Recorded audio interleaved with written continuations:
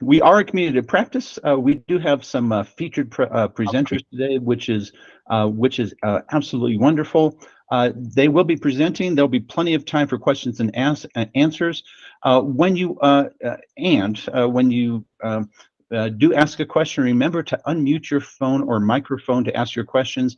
If you can't unmute for some reason, please do just put those in the chat pane. Remember to turn your VPN off. It actually helps with bandwidth for everybody. So if you have VPN, I recommend that you turn it off during the next hour and a half. Well, next. We do have some introductory remarks. We do have some wonderful folks from the province of Ontario and from the state of Utah who are going to be presenting the keynote sessions today. After each keynote session, we'll have a chance to ask questions, make comments, and then we also have our open Q&A forum today. Open Q&A forum is a time for asking anybody else in the forum any question that you want to, and also we promote that you actually brag also. Brag about your successes. Your success in improving something might actually be somebody's current challenge. So if you have some successes to bring to the table, please feel free to do so. The open Q&A forum is a great time to do that. Will, next. Our Transportation Lean Forum mission is to provide a community for transportation agencies to share and support each other regarding lean and continuous improvement. Another way of saying that is we support the home team. We have a home team across the United States, into Canada, and actually across the pond into Europe, and we want to support the home team. You actually see that I'm wearing my Lucky Rockies tie here. We support our Denver Rockies, and yes, they didn't have a great time last year, but we always support them. And this is your support organization for transportation, for lean and transportation agencies. We are your home team. Of course, I am proud to say that one of our Rockies, a longtime Rockies, Todd Helton, was just named to the Hall of Fame. He's been an all-star for many years for the Colorado Rockies. And we have all-stars today presenting to you from Utah and from Ontario, which is terrific. So again, this is your home team, and this is our TLF mission that we've had. We are in our second decade of the Transportation Lean Forum. Will, next. And we have many colleagues across public service that have very similar missions. AASHTO in the United States, and our Transportation Lean Forum is past the United States, but in the United States, American Association of State Highway and Transportation Officials has very similar mission in the Organizational Management Subcommittee. That subcommittee, which is co-sponsoring the session today, has a mission to help transportation agencies achieve organizational excellence and advance the practice of performance excellence by identifying, analyzing, and sharing information to improve organizational performance at the strategic, tactical, and operational levels of the organization. We welcome everybody from AASHTO today who's joining in also, and we believe that the missions for TLF and the AASHTO subcommittee are so close that it's a great opportunity to co-sponsor a lot of things, including the session today. Will, next. That's our introductory comments. Next, Will. We take our inspiration from a lot of places, and this is actually one that I love. I think it actually explains the mission of all of us in public service that are trying to make things better. The wonderful Dr. Admiral Grace Hopper, the most dangerous phrase in the language is, we've always done it this way.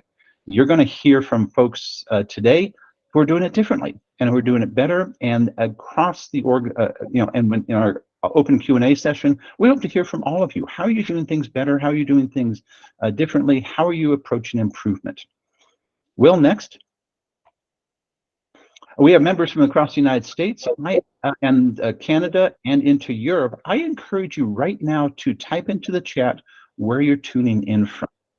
I see Brainy, New Hampshire. That's terrific, Joe. Appreciate that. I see South Carolina. Welcome, Dan. Here in Colorado, that's terrific. Cool, Utah. Of course, cool. Utah's cool. Ohio, Ontario. That's terrific. Pennsylvania. Welcome, Amanda. We have folks from many places that are participating today, and it's wonderful that we have technology that allows us to have this virtual community of practice. Texas, keep those going in. Missouri, that's wonderful. Indiana, we have folks from lots of places. Welcome to everyone who are participating today. Will, next. If you have technology challenges, please do put it either in the chat or send an email to Will. He's at will.mitchell@state.co.us. That's again, william.mitchell@state.co.us if you have any technology issues. Will, next.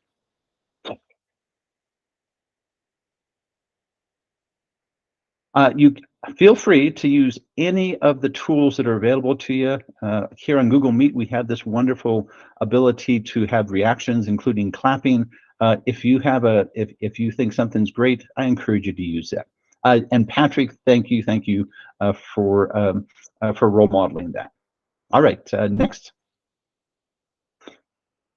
And first up is John from Ontario. John, we're gonna, Will, are you introducing John, or do you want me to? I can do a quick introduction. John Vandeget has a career well over 3 decades working in Lean, started back before most of us had even heard of white belt or green belt or black belt and so forth. Worked in the automotive industry and others, and eventually ended up working with the Ministry of Agriculture, Food and Rural Affairs in Ontario.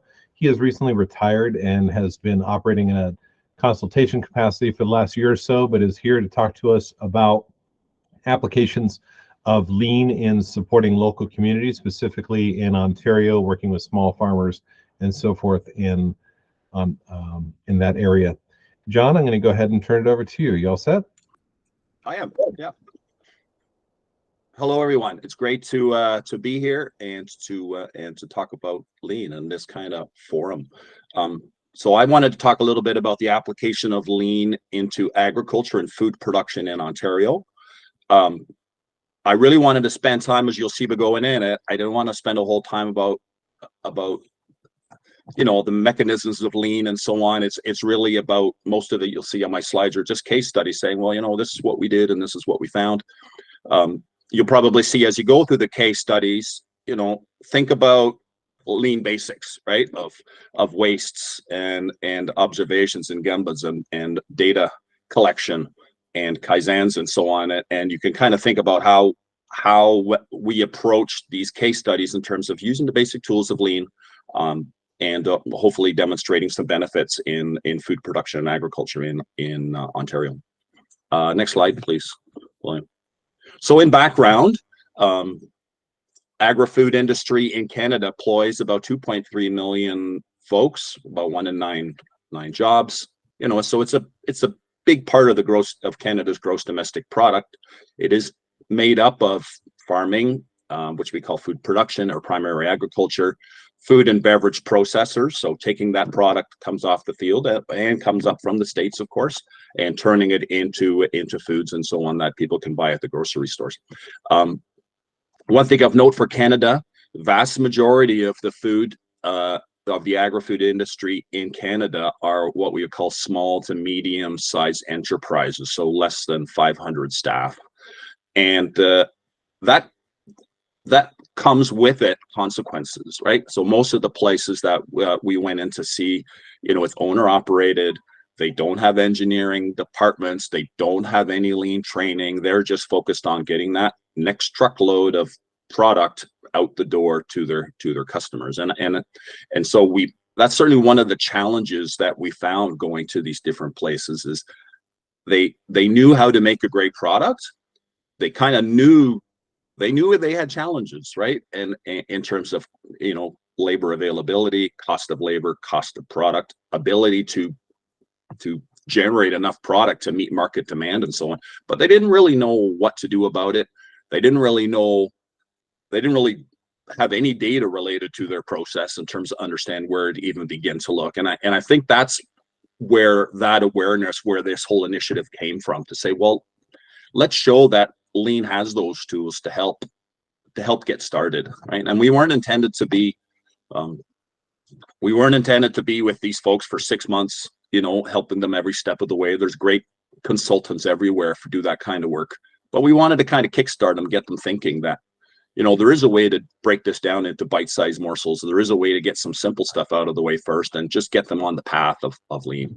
So, you know, as William mentioned, I am an engineer, a mechanical engineer by trade. I worked many years in automotive and pharmaceutical, and in the automotive industry back in the early 90s is when I first kind of became kind of aware of lean concepts. Before there were white belts or green belts or black belts or any of the kind of structure that is around it now. It was really seen as tools, right? Tools in order to manage your process and improve your process. And so we wanted to try to take that into the agriculture or agri-food industry in Ontario and in Canada, and just demonstrate that it works. So I worked for the Ontario Ministry of Agriculture, Food and Rural Affairs at that time, and their goal was to improve environmental sustainability, economic sustainability, and productivity of the food producers and processors in Ontario. And one important piece to this, I think, is, you know, I worked for the environmental management branch, and sometimes it's hard to demonstrate that, you know, environmental sustainability improvements and economic sustainability improvements, you know, they're intertwined. They don't necessarily have to be, you know, pulling on opposite ends of the rope, where you get to do one and you don't get any benefit out of it. So that's the other piece that we really really wanted to demonstrate by going through this process. Next slide, please, William. So as I mentioned, we really want to try to employ basic lean manufacturing concepts and tools for rapid evaluation identification at our clients, of Kaizen opportunities at our clients' base. And, you know, as a government organization, it's really hard to break away from we have to have all these meetings, and we have to have project charters, and we have to get, you know, 6 levels of approval to do this and so on. So we really tried to break away from all that and just kind of do it. So it was kind of early COVID. Some of this was done in COVID. As I said, we really didn't want to be in these different places for 6 months, because that wasn't really our role. You know, we wanted to get them kickstarted on the path of understanding how they can move forward with their processes. So it was 1 day on site, small team with some of our clients who volunteered for the process. We did do a pre-visit effort to start to give them idea of some of the concepts and the things that we would be doing. That was always virtual, and send them some information to review ahead of time. You know, the other thing we really tried to achieve is actually to train the OMAFRA staff on the lean basics as well. And that's why we did the kind of small team effort. You know, extra folks, usually was 2 to 3 of us that went. One of us would have gone through this process before. 2 of them would never have gone through it before. So it was a kind of an internal learning by doing process as well, in order to get the benefit of our internal usage of the concepts. So, you know, if you go through the steps that we covered in a day, basically, you know, brief introduction to lean. We created a process map that was just sticky notes on a wall or sticky notes on an easel. We went out and observed the process, and based on those observations, tried to think about, you know, those tools of, you know, the lean tools. Where's the bottleneck, right? What are keep those 7 wastes rattling around in the back of your head as you look and see how they're producing their product. Listen to what the operators are actually telling you. Then we identified the key Kaizens, which were honestly pretty easy to identify, walking through the different places. We always tried to measure the process, and I think that's one of the challenges in the food production piece as well. They're kind of, it's not like automotive or pharmaceutical, right, where everything is measured, and we're not trying to capture, you know, labor costs per second, and so to truly understand what the cost base is for those kind of high volumes production. Here they don't really have that. They don't really have data, so it's really hard for them to understand and justify expenditure if you don't have that. How do you do a cost benefit allowance if you don't know what your costs are, right? So that's another important piece, and why we really tried in each of the cases. And when we go through the case studies, you'll kind of see that we wanted to be able to measure, as an example, in each case, something, related to the process. And then we would share the findings. And so that was a day. And in hard, and yeah, it was an investment on the part of us, and it was an investment on the part of our clients. But I think, and the feedback we got, it was very positive for them, and it was very positive for us as well, experience to go through. Next slide, please. So from here on in, we're just going to talk about case studies of some of the things that I just picked 4 kind of at random. But hopefully, as we go through these case studies, you'll think about the 7 waste, right? You'll think about value add versus non-value add activities, and those tools that in the Lean toolbox that tells us that as we go through, can kind of say, yeah, okay, I kind of get where the waste is coming from, and that's really what we try to achieve here. So the first case study is carrot processing. So we have an area just north of Toronto called the Holland Marsh, where more than 60% of all the carrots and all the onions that are eaten in all of Canada just comes from those 7,000 acres. So it's pretty intensively farmed, again, for carrots and onions primarily. And so we worked with, we went in to see one of the processors, take those carrots from the state, when they come out of the ground, they have to be washed and they have to be packaged. So they were running a processing operation. And as part of that washing operation, you can see some photos of it there, and hopefully kind of gives you an idea. So there's 2 systems called polishers that are mounted in parallel, and they're basically big rotating barrels with brushes and water. The carrots roll through them, and it takes dirt off the carrots. And the carrots come in a flume from the previous kind of rinse operation, and they go through the 2 polishers and they come out clean. And they come out pretty quickly and out of this process. But I remember we sat there looking at these and said, it's really hard to tell, but it sure looks like there's more carrot coming out of the machine number 2 than there is on polisher number 1. And so, well, how are we going to measure this? So we took a video and then slowed down the video, and we just counted carrots, and we figured out from there then that one polisher was cleaning 18% more carrots per hour than the other polisher, but both of them are using the same water consumption. And so we took some time at lunch break on that same day to adjust the flume setup in order to make sure that we could balance, we can get those two systems balanced. And then we increased so carrot flow through the polisher 1 went down, obviously, and the polisher 2 went up, but we had them balanced. And then we increased the carrot flow through both of them to get back to where polisher 1 was, because they were both producing clean carrots, right? So we were able to increase productivity for this particular example, but we are also able to reduce water consumption per kilogram of carrots as well, because we didn't increase the amount of water, we just sent more carrots through, and they still came out clean because we'd proven they were already able to meet customer specifications, from running previously in their unbalanced state.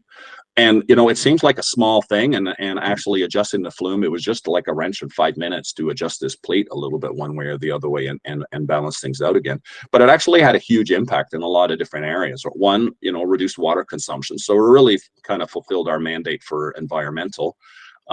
This particular place, on all the processors at the Holland Marsh, were really in the midst of updating their wash water treatment systems as well, in order to get the phosphorus out and so on before it gets into the river. But water treatment systems are based on peak water consumption, right? So if I can reduce my water consumption, then I can reduce the capex that they need to spend on updating their systems. Also, the wash process was the bottleneck.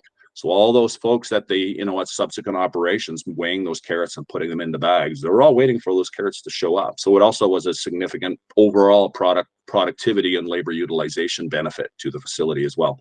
So it was a really good exercise to kind of see a small data collection, steered us kind of what needed to happen, and it had huge impact overall. Next slide, please, William. So this is another interesting case. It's a non-dairy cheese producer. And this particular company actually was, started at home making non-dairy cheese, and they really felt very quickly they were unable to meet market demand. And that is not a great thing for a small company, that you can't make stuff fast enough in order to meet the demand. They moved from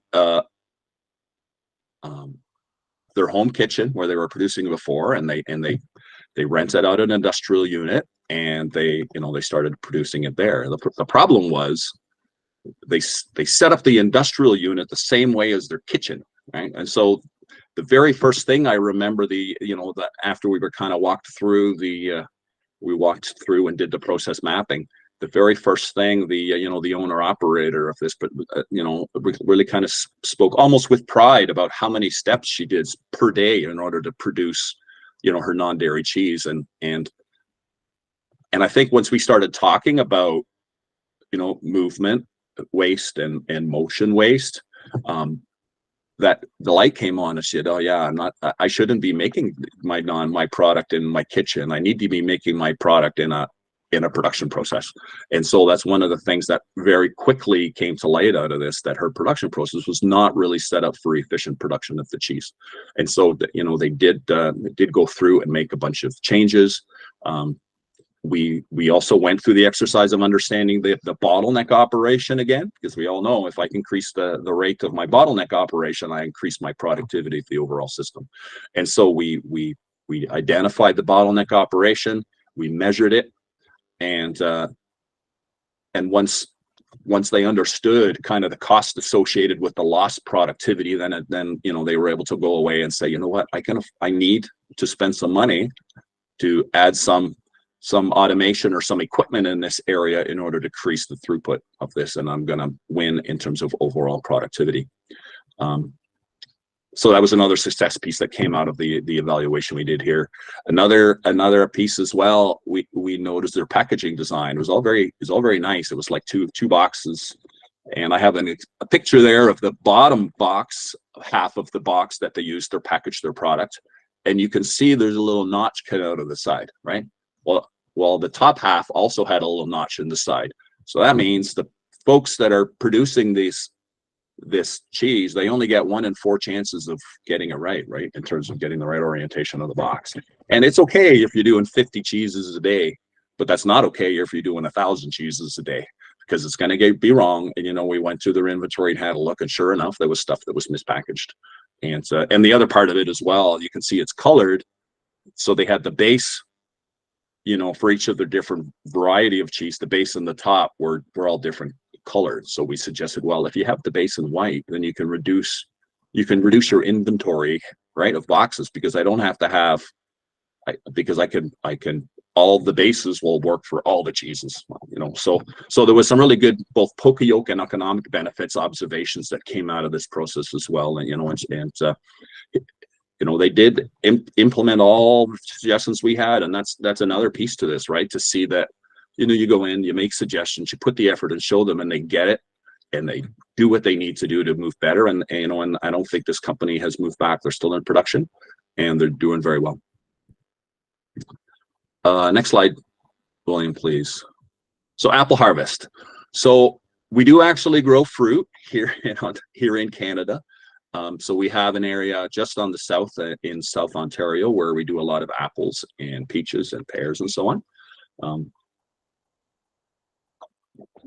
And harvest is by far the largest labor cost for the orchards throughout the year, because the apples are ripe when they're ripe. And if you want to generate revenue, you got to go get those apples off the trees and get them into the bins and get them processed.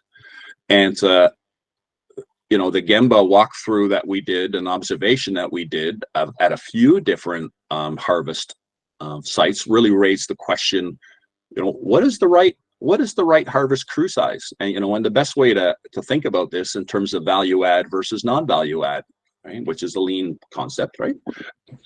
So when we're looking at apple harvesting, the action of picking that apple off the tree is value add, right? And getting that apple into the red bin so it can get picked up and taken off for further processing is also value add. The walking that the harvest crews do to go get those apples and bring them to the bin is not value add, it's waste. And because really apple harvest, it's a volume transfer operation, right? I can pick a certain volume of apple off the tree and I can fill that bin, and when that bin is filled, I can go on to the next one. So there's a question there, right? And so we went to the one harvest, one harvest ongoing in September, October. And this particular orchard had a standard 16-person crew per bin. And why do they have 16-person crews per bin or per harvest crew that they were filling? Well, it's the way we always did it, right? And we heard that in Gary's comments beginning, and it's a very valid point, right? And a very important point. That's they always did it that way, and they never really measured it. They don't really measure their productivity, so they didn't really think about, well, maybe if we have a smaller crew, the folks can walk less in order to get that bin filled, which means I'm spending more time on value add. So that's what we set up. We had one orchard where in the morning they ran with their standard 16-person crew per bin. In the afternoon, we switched it to an 8-person crew per bin.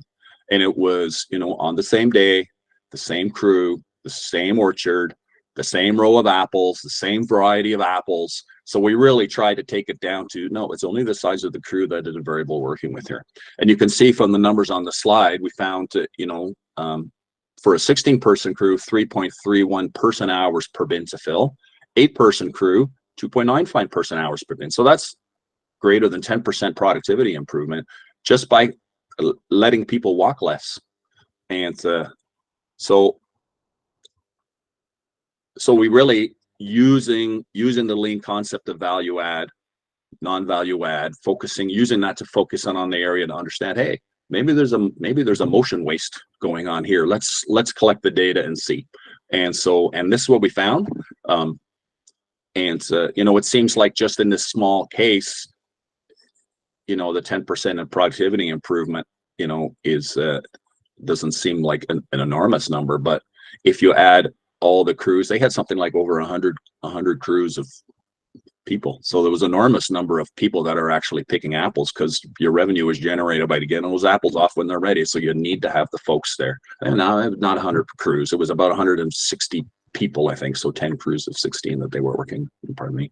And the other aspect of this, of course, is throughout the day, these folks are picking apples. They're on their feet all day.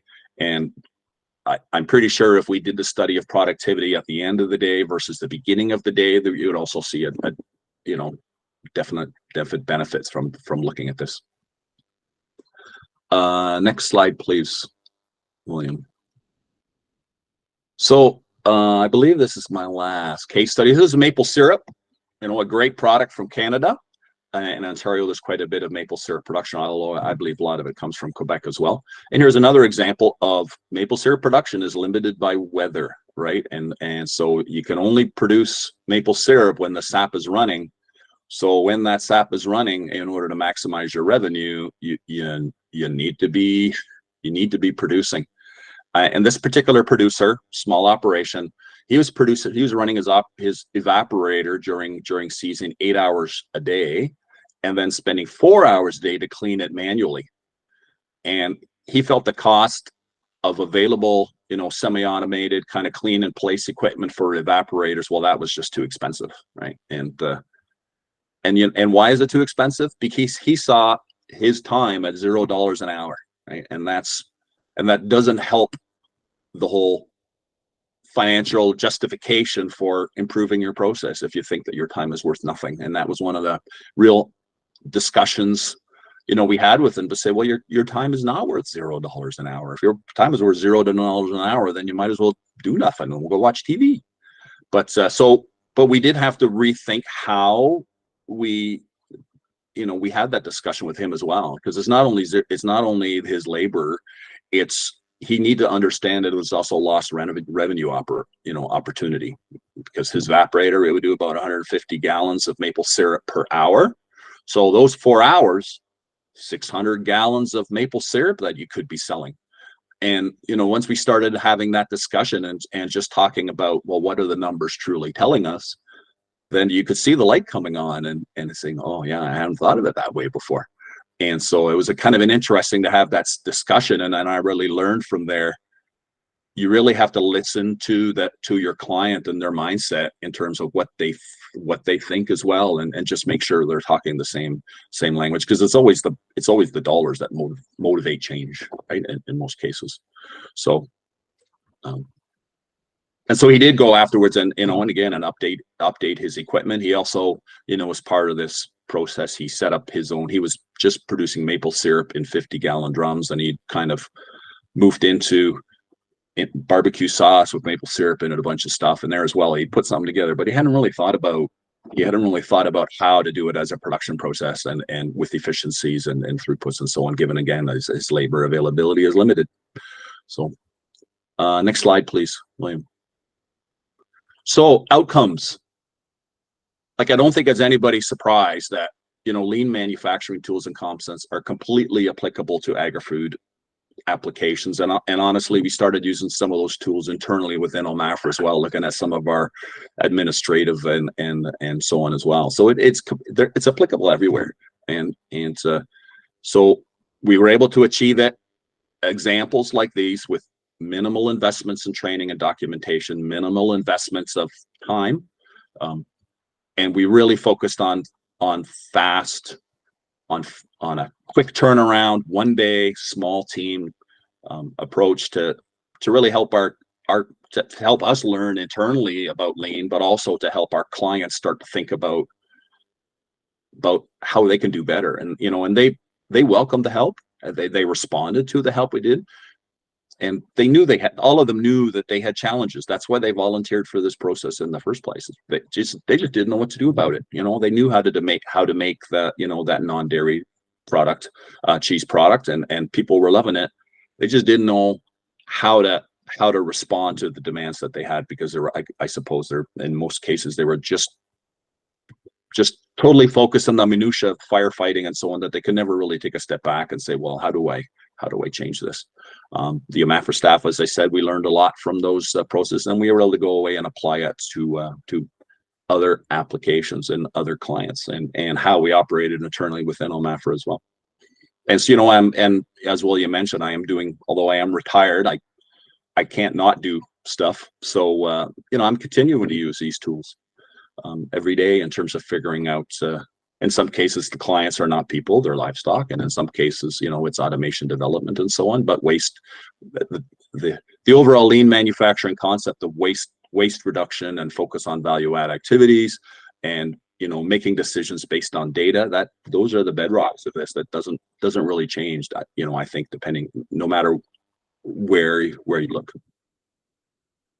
I think that's the last slide. Yeah, thank you. So thanks everybody for your attention. I'm happy to take any questions or comments if we have time for that. All right, folks, please feel free to ask questions. Winston has raised his hand. Go ahead, Winston. Oh, I'm sorry. It was a mistake. I was meant to applaud. Great presentation, John. Thank you. Thank you, Winston. All right, that's great. If you can't unmute for some reason, please put your questions or comments in the chat pane, and we'll read them out for you. John, you're getting a lot of really good stuff there from lots of folks. Andre, do you have your hand up, or is that a thumbs up? Thumbs up. All right, that's great.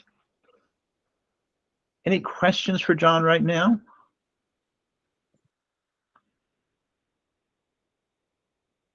Going? All right, John, I invite you to stick around. We often get questions for presenters during our open forum too. And we're going to move on to our second keynote presenters. Will, if you could introduce them, I appreciate that. Good morning, folks. Winston Inoway and David Stevens come to us from the Utah Department of Transportation's Office of Innovation. Winston runs the department, and David Stevens is manages much of the research that goes into that. They're doing a lot of innovations and advancements to make the state of Utah safer and more efficient at transportation. I'm going to go ahead and turn it over to Winston to start. Winston, you're up. All right. Thanks very much, William. Good morning, everyone. Thank you very much for having us this morning. So my name is Winston Inoway. I'm the Innovation Program Manager at UDOT, and I'm joined by David, who is one of our our research project managers. And David's actually been with the program much longer than I have. So he actually has a great, some history to to deliver. Let's see, if we could advance to the next slide, William. I want to provide just sort of a context for some of the information that we're going to share about the research workshop that UDOT has held for really over 30 years now. And I wanted to share some of the changes that we've made and things like that. But I'm going to start out and give you a little bit of history, give you some information about our department. And then David is going to pick up and he's going to really talk about the workshop. So just to begin with, I wanted to share some information about sort of the size and sort of the scope of our operation. So UDOT, by comparison with a lot of other state DOTs, is really quite small. We have about 1,700 employees. We have about a third of our employees are based in some sort of operations area. It could be, maintenance, like plowing snow or construction inspection, things like that. About a third of our group is in some sort of engineering or planning group, and that's definitely where our research and innovation division fits. And then probably the remaining third is in some sort of administrative or supporting functions for the department. So let's see, wanted to mention that our research and innovation division reports to our technology and innovation group, which then reports up to our deputy director of investment and planning. And that really seems to make sense. That really is sort of the guidance that helps support the department. That research ensures that we are, looking forward, both in terms of, understanding the needs of the department and where we need to go to keep advancing the mission of our organization. All right, next slide, please. Okay, so our research division is really quite small. The department's small, but our research division is also very pretty slim. We have just 7 people in our division. So we have a division director, Cameron Kurgay. We have a librarian. On the research side, we have 3 project managers, and we also have a couple of consultant project managers. And on the innovation side, we have two members, and we do lean upon consultant support for additional services as needed. Okay, next slide. Okay, I want to share a little bit of information about our research program, and one of the things I wanted to share, I've got actually 2 different dashboards that I want to share with you. On this first dashboard, this project management dashboard, is really a way that we can more quickly access information about research projects that are ongoing. So at any one time, for instance, like right now we have about 120 active research projects split across 5 different project managers. Now that's a lot of information to try to keep track of. And so these dashboards allow us to tap into our project database. It can sort information by time period, like start dates or expected completion dates. There's an ability to check for overdue status. We can review by subject matter, by the project manager, by expenditures, a variety of different things. So by comparison with spreadsheets and other tracking devices, this dashboard provides us a really quick and easy way to glean a lot of information. Right. Next slide.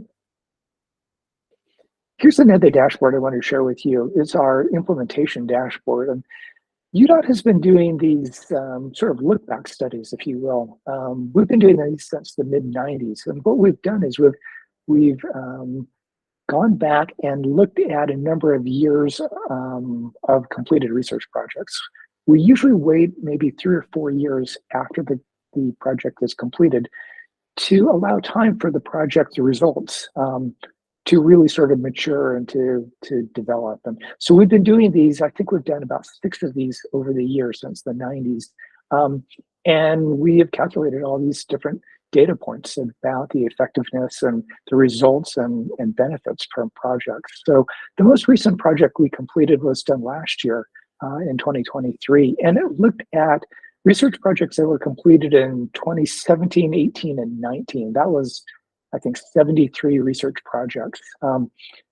And this dashboard provides a way of being able to sort information. And like that previous dashboard, you can sort by date, you can sort by subject matter, and then we also have a grading system. So it allows us to also provide some information about, what are the type of research projects that are effective in terms of providing some sort of benefit to the department. We can also search by the primary investigator.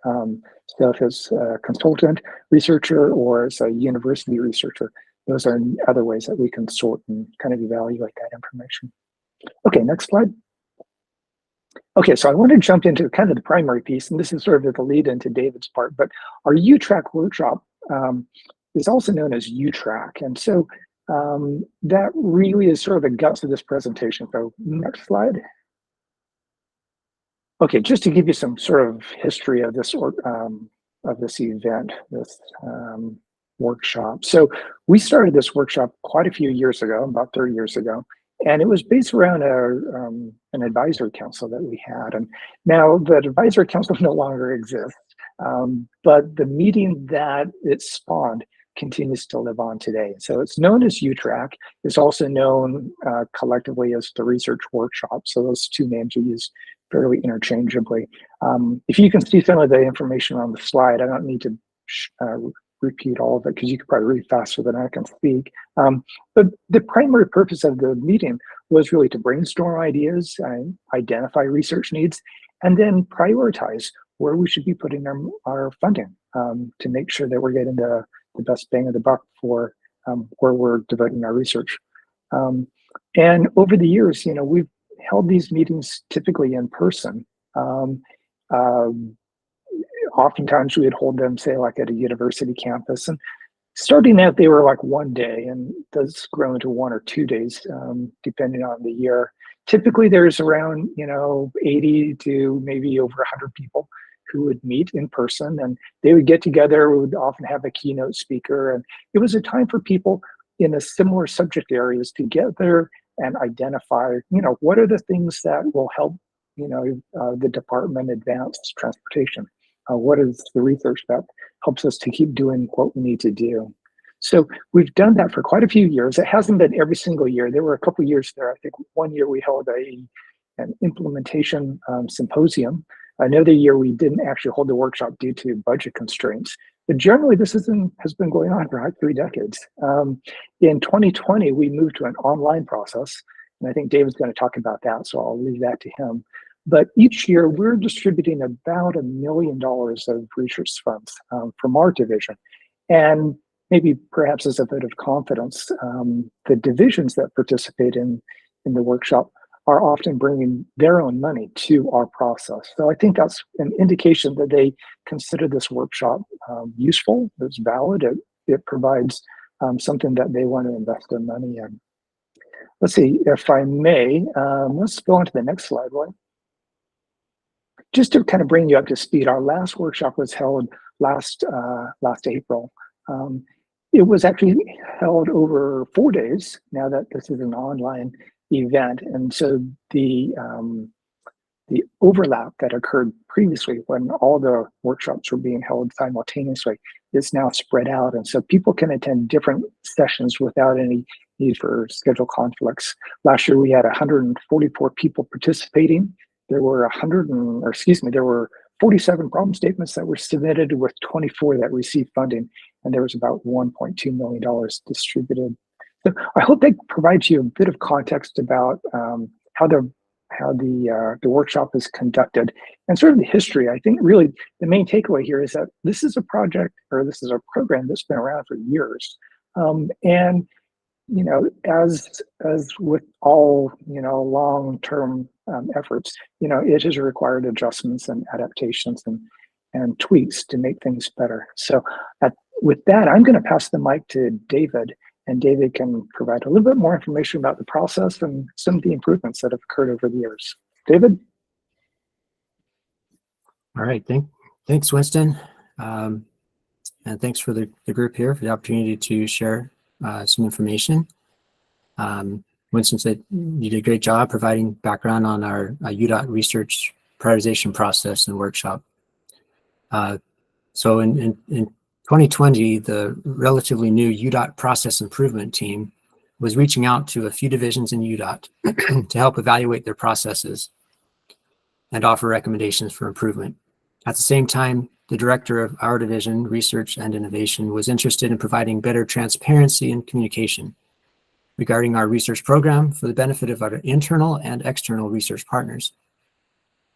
We were fortunate to combine forces with the process improvement team in reviewing our research process.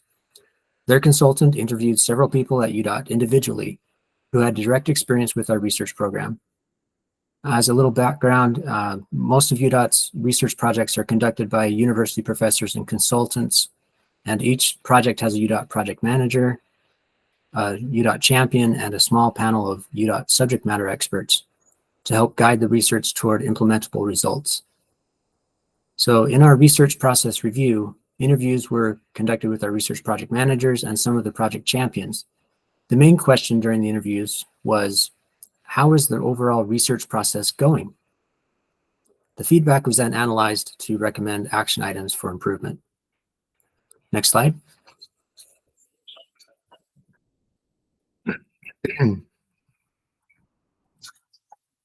Several categories and themes emerged from the analysis of the interview results. These pertain to multiple aspects of the research program. The process improvement team provided our division with a list of recommended action items in a simple outline format, which we rearranged into a paragraph format for easier commenting and activity tracking. These topics are truly as broad as the main interview question was general. These ranged from clarifying the role of our division and the reason we conduct research projects, to how we identify UDOT research needs, to defining the responsibilities of research project members or panel members, creating effective documentation of research results, and refocusing on the implementation of the research findings. Next slide. To illustrate how much the action item topics line up with our overall research process, here's a little more background on the research process. The first two steps, which encompass the annual UTRAC workshop, involve the identification and prioritization of UDOT research needs and funding of new research projects. Subsequent steps involve planning for the project, selecting and contracting with the research consultant. Next slide. Conducting the research, planning for implementation of the findings, sharing the research results, and monitoring the implementation status. Next slide. As a result of the research process review and several other factors that were in play, we have made positive changes to multiple steps in our process. Specifically, in recent years, we've made numerous improvements to the research prioritization process. Some of these were underway just prior to the process review, and some have evolved based on periodic survey feedback from our internal and external research partners. The improvements include holding subject group meetings a few months before the UTRAC workshop for UDOT groups to share their research needs with external partners, transitioning to a virtual workshop, defining key people's responsibilities in the workshop process, posting a process document and timeline on our website, sharing a list of frequently asked questions about the workshop process, changing the research problem statement form to better define the research need, and collaborating with other states on strategic research projects by pooling our research funding.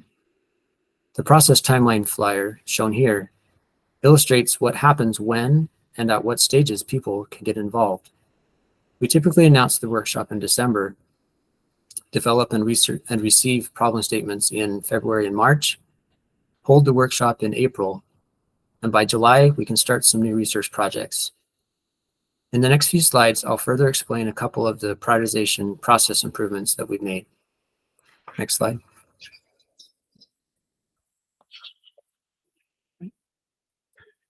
A few weeks before the 2020 UTRAC workshop, COVID-19 protocols kicked in and we scrambled to move the one-day event, previously held in person, to an online event. Fortunately, we were able to retain the overall functionality of the workshop and produce a list of new research projects recommended for UDOT research funding.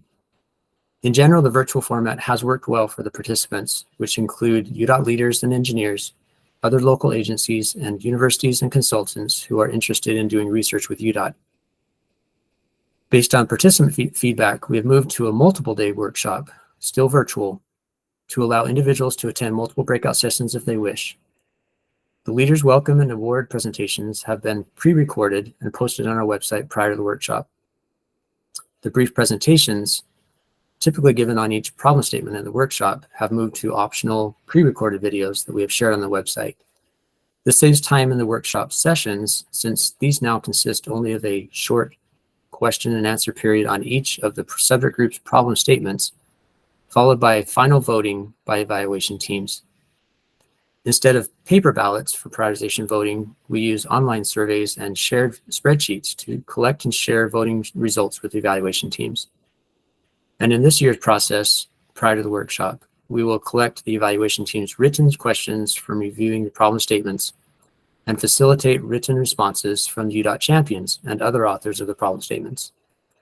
Our intent with this is to improve the quality of the Q&A step to help evaluate the research needs. Next slide. To help increase interest in participating in the UTRAC workshop process and improve participants' understanding of their roles in the workshop, we defined and shared a list of roles and responsibilities for the workshop process. At the same time, we defined and shared a list of the roles and responsibilities of the research project manager, the project champion, the project panel, and the researcher for the duration of a funded research project. So that would be for one that came out of the workshop and that we chose to fund and was underway. Next slide. Almost every year, we've made changes to the research problem statement form to facilitate better definition of the research need. A few years ago, we added a disclaimer type statement indicating that UDOT owns the submitted problem statements, and non-UDOT co-authors are not guaranteed a contract for related work. This provides us with flexibility in hiring the most qualified researchers for a selected project. In recent years, we added questions on the form that address how the research would build on past studies and what the estimated benefits, such as time or cost savings, would be from implementing the research results. However, in full disclosure, just this week, we have revised the 2024 problem statement form, paring it down so that the time required to fill it out by UDOT champions and other authors is minimized. So the version shown here from last week has already changed this week. We're working on a few other streamlining efforts for the workshop process based on feedback from participants and some new direction from UDOT leaders. Now, Winston and I we appreciate the opportunity we've had to share process improvements with you today, and we'd be happy to answer any questions. I think the next slide basically says that. So thank you.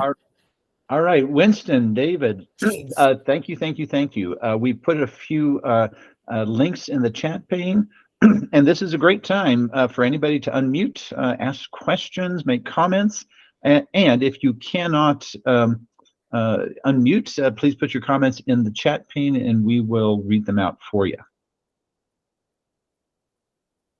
Andre, by the way, put in some about MDOT's research management workflow. Thank you, Andre. Appreciate that.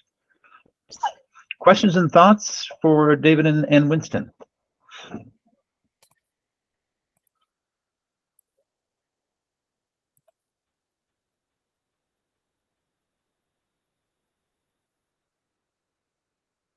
More clapping hands. That's great. All right, well, some of those questions may come to mind, David and Winston, and encourage you to stick around. We're going to get to a Q&A very quickly. Will, if you could go to the next slide, please. We do have just a little bit before the Q&A form. I do want to point out that we, there's a co-sponsorship this time with AASHTO. I know we have folks from across the border in Canada also on this morning. I think that some of your organizations are affiliates of AASHTO. AASHTO is the American Association of State Highway and Transportation Officials.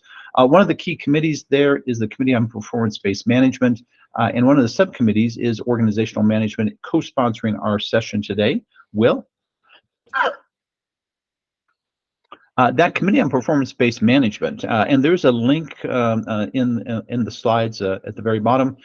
It is dedicated to providing state transportation agencies with the expertise and resources to support and enhance performance and data-driven management practices and decision-making.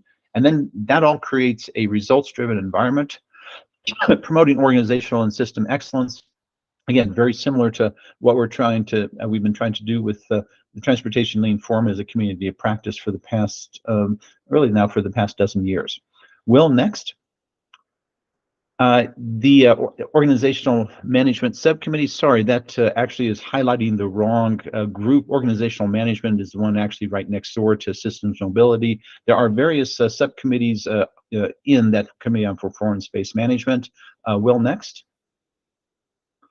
And that mission that for the Organizational Management Subcommittee we actually covered earlier, it is very similar to what we're trying to do with Transportation Lean Forum, achieving organizational excellence and advancing the practice of performance excellence. So we thank the Organizational Management Subcommittee for co-sponsoring this morning, and I know that some of you online are actually part of that subcommittee. All right, let's go next, Will. There are some questions coming in through the chat pane from David from Iowa. Are there any specific tools you use to prioritize? I think that's actually aimed at UDOT, but certainly anybody else. Do you, David, if you want to unmute, that's great too, to do some clarification on that, and then would love to have some folks answer that. Thanks, Gary. The question is really aimed at collecting, going through the process, right? Get a lot of interest, a lot of applications, and there's a lot of discussion. The question really is, after all of that, are we really back to 3 or 4 people making a decision in a room somewhere?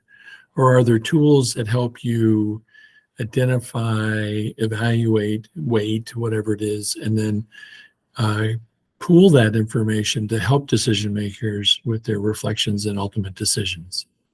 And David, that's open for anybody, is that right? Or are Absolutely. Okay. All right, so that's open to anybody online. We still have, and I know a few folks have had to drop off, but wanted to see what folks thought about that. David, go ahead.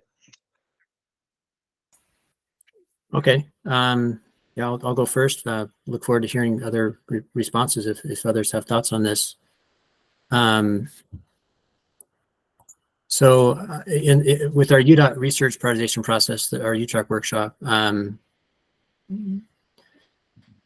so we make a call for problem statements, the research ideas statements, basically a few months before the workshop. Around that same time, we've already, we're in the process of putting together what we call subject groups. We've identified 7 for this year's process, like, maintenance, materials and pavements, structures, planning, a few of our core technical disciplines. And so those each have a subject group leader, and they identify an evaluation team for each of their groups. It's usually, I don't know, 5 to 10 people. And they're, subject matter experts from across the department with experience in that area of expertise. And they act as our voters during our process. So they help us prioritize the research needs. Once the problem statements are submitted and we've reviewed them and make sure we've made sure they're in the right groups, we actually turn the voters loose and let them start reviewing them and do some pre-scoring. And but the final scoring happens at the workshop after the Q&A. But our criteria, we do have some criteria for the voting, and we use some online tools like a Google form and then some Google Sheets to organize that information from the voting. But the criteria are pretty simple. The first one is importance of the research. The second one is implementation or implementability of the research. What we expect to get out of the research once it's applied to our processes.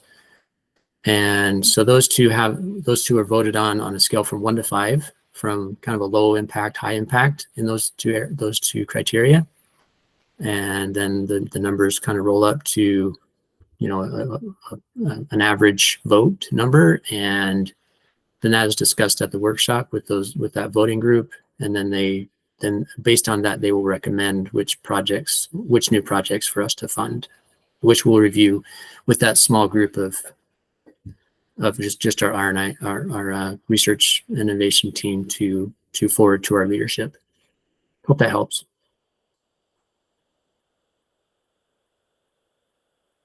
All right, thanks, David, and from Utah. We have folks on from a lot of different places. Anybody else want to take a swing at what David brought up? That prioritization, and he's got the question there again in the chat pane.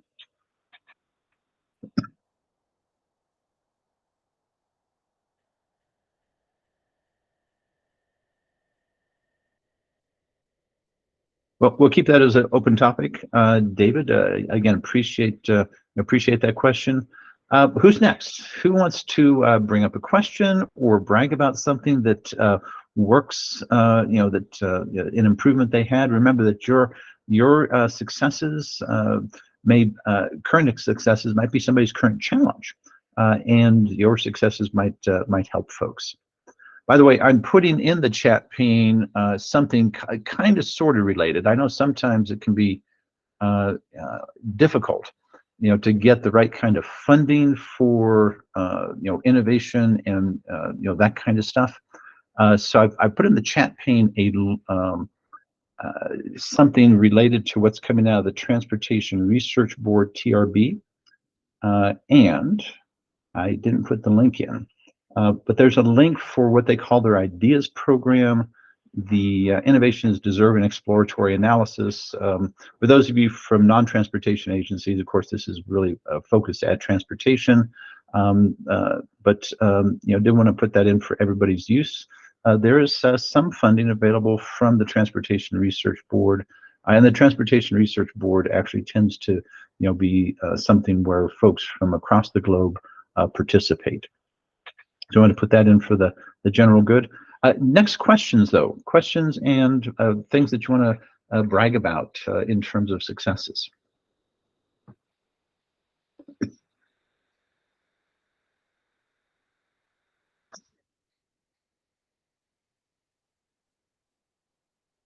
All right, Joe, appreciate that.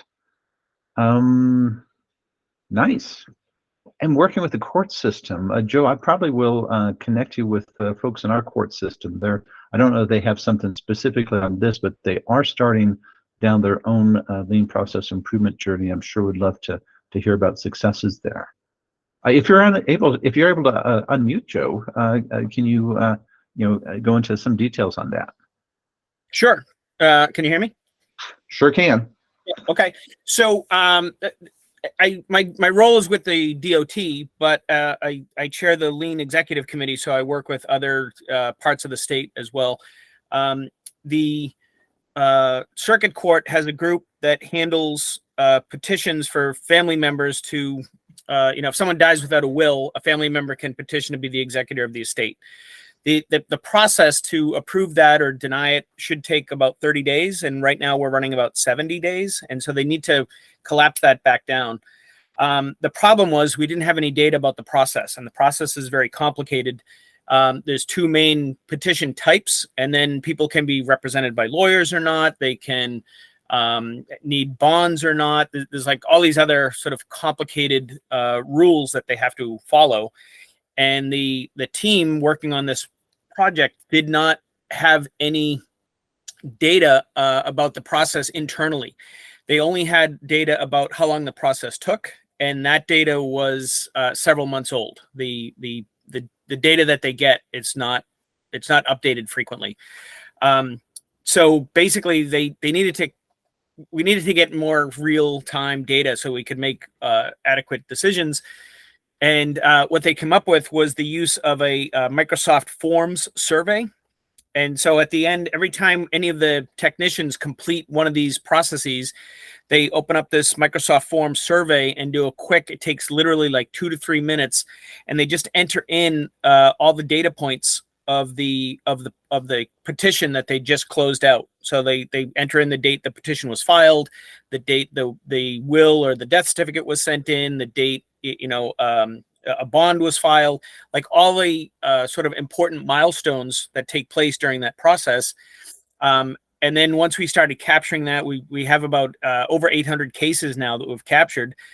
And with Microsoft Forms, you can download everything into a spreadsheet very easily. So I help them create a spreadsheet that takes all that data and then can parse it out. So we can see, the median days to complete a petition in any given month, any given 2-week period, or any given week period. And then we can parse out, like, okay, if they have a lawyer, does it typically go faster or slower? And in some of the cases, if the person hires a lawyer, the process actually takes longer. So they were able to look at all these different data points now.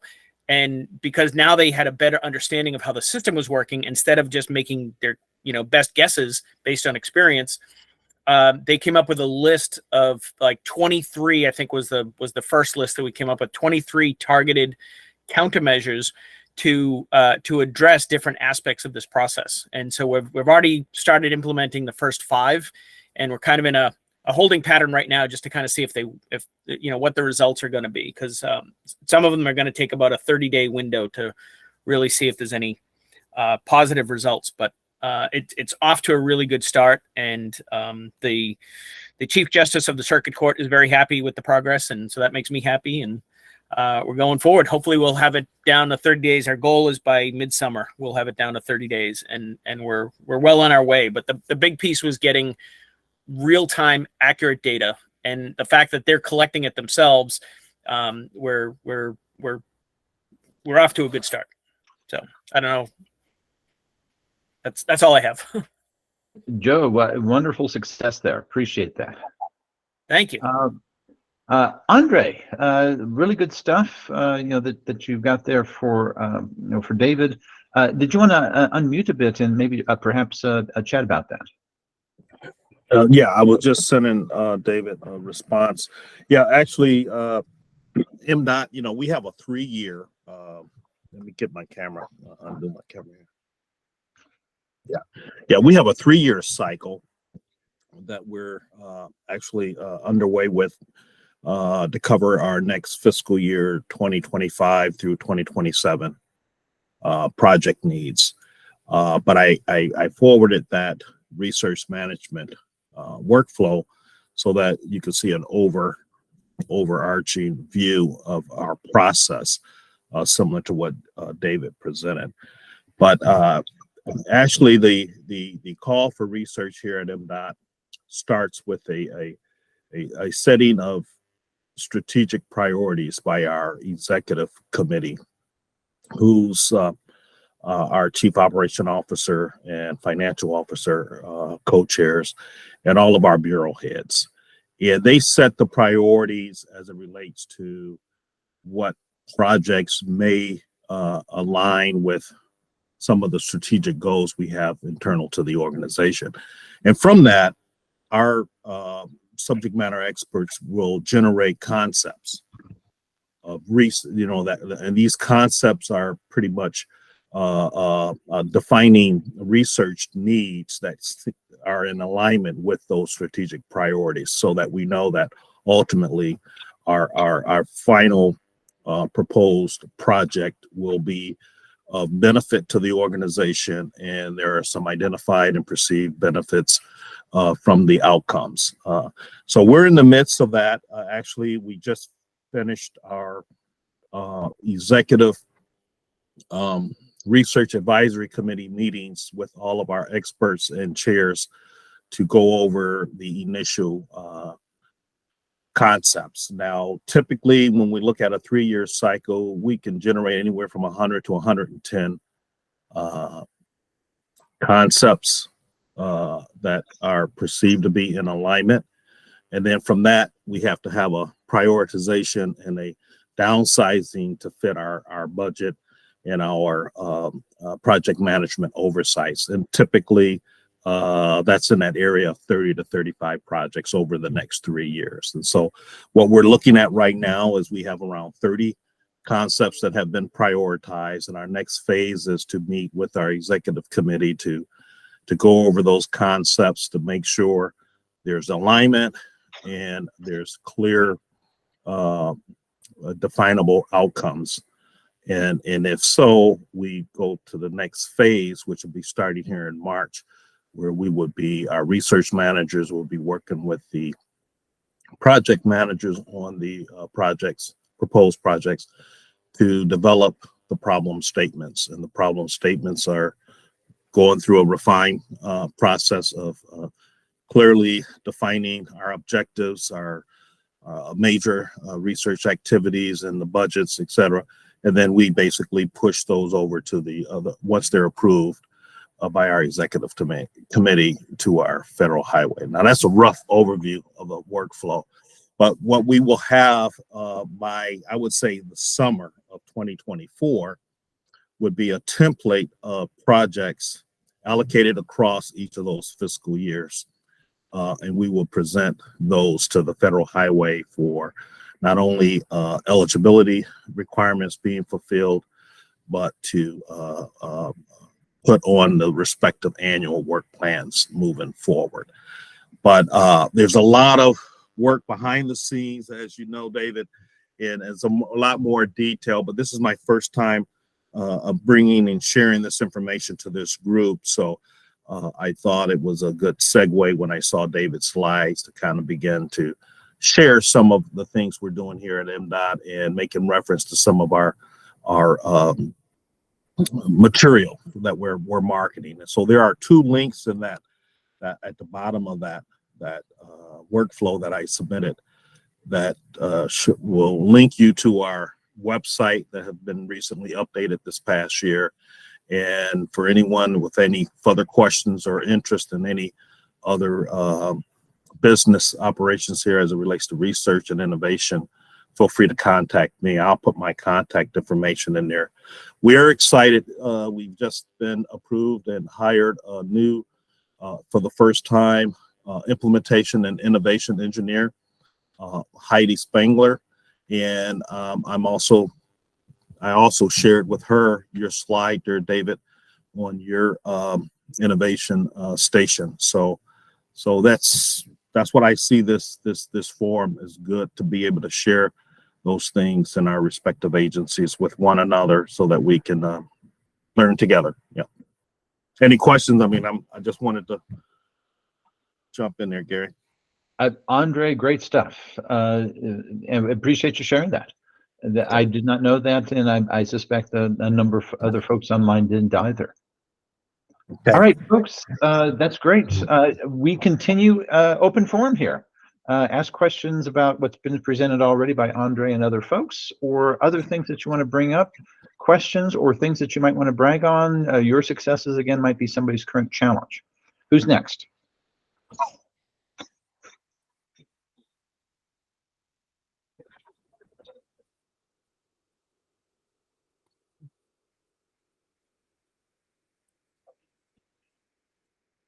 Yeah, Winston, go for it.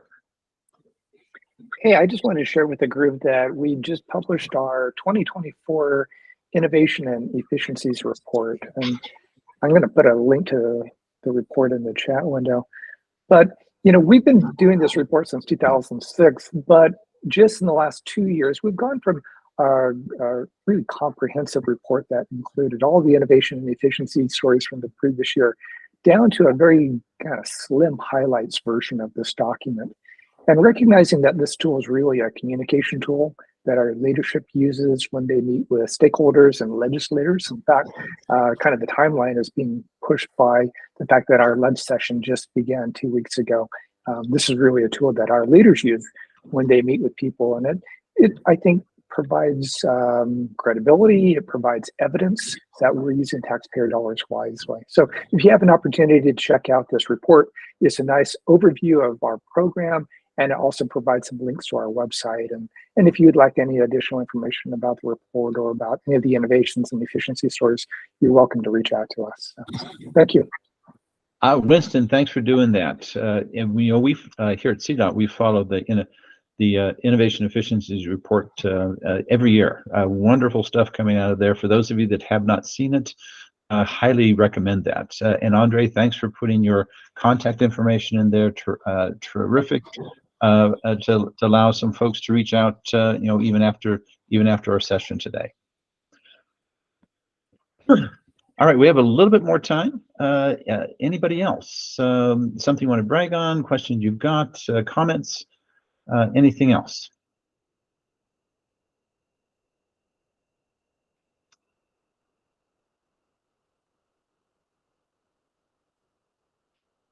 Going.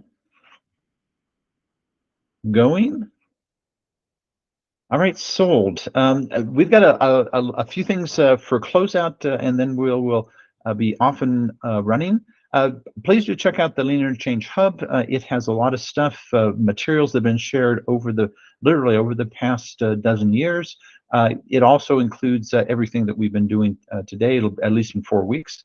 We'll have information out there, including the link to the recording. Will, next.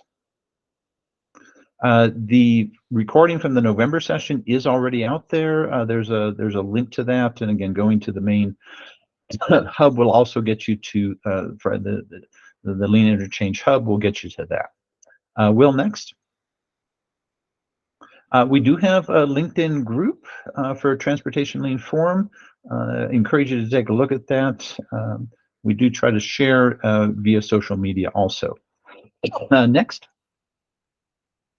There is a Transportation Lean Forum newsletter. Your contributions are always welcome.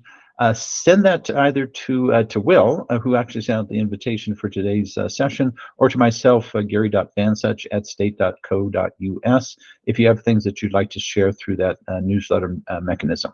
Will, next. And we have the prior newsletters out there. Again, that's at that, our Transportation Lean Forum hub is called the Lean Interchange, and it's those are out there on the Lean Interchange. Next. We do have a YouTube channel. In addition to posting our videos on the Lean Interchange, we post them on the TLF newsletter YouTube channel. Look for Transportation Lean Forum, searching through YouTube. It should pop right back up. And again, the video from today will post within the next few weeks. Will, next. A little bit of advertising here in Colorado. We have an annual conference across all state government agencies that we call the Colorado Innovation Conference. There is a call for presenters right now. The conference itself is focused in August, and the call for presenters expires in March. And after March, I'll be selecting presenters. If you're interested in that, would love to have you put in a proposal to present. All right, next. And one of our related communities of practice is called public sector change practitioners. Anytime you're doing improvement and innovation, the principles and practices of change management can be useful. And the public sector change practitioners community of practice has been around for about 7 years now. The next PSCP webinar is in February 2024. There is a link to their website, and I encourage you to participate. Will, next.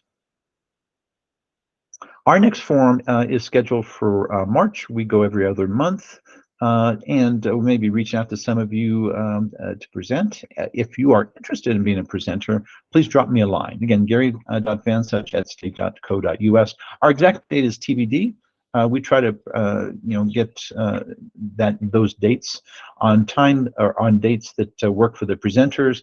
We always go at 9 a.m. Mountain Time. That allows folks from Alaska all the way through Europe to actually participate during the business day. Next. And one more thought. There really isn't a distinctive point of shifting gears. There's only the most important issue to address right now to hit the right next target condition.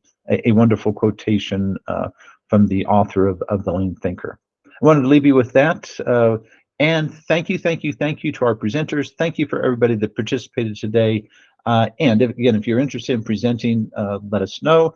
And we look forward to our next live webinar in March. Thank you, folks. Okay, I'm going to go ahead and stop recording at this time. Sounds good.